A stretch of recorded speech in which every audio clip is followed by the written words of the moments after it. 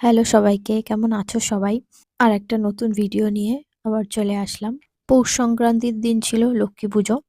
তাই সকাল সকাল ঘুম থেকে উঠে ঠাকুরের জোগাড় করতে শুরু করে দিলাম। আগে ঠাকুর বসিয়ে নিলাম, কারণ আমাদের তো কোনো প্রতিমায় পুজো হয় না, নতুন ধানে পুজো হয়। তাই ঠাকুরকে আসনে বসিয়ে নিলাম। তারপরে বাদবাকি কাজগুলো করেছি, যেমন আলপনা দিয়েছি, এখানে পুষ্পপত্র সাজিয়েছি, ব্রাহ্মণকে ভুজ্জি দেবো সেই ভুজ্জি সাজিয়েছি, এখানে সব প্রদীপগুলো রাখা আছে। তারপরে দই দিয়েছি ঠাকুরকে স্নান করানোর জন্য। এখানে আছে নৈবেদ্য, খই আছে, সব ফল আছে।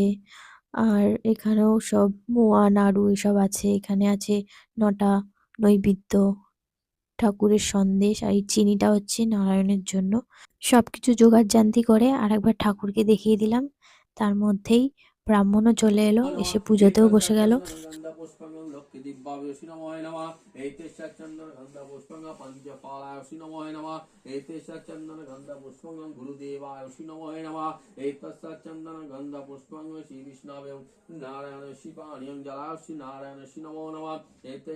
তারপরে অঞ্জলি দিলাম, আর ঠাকুরমশাই আরতি করে নিল।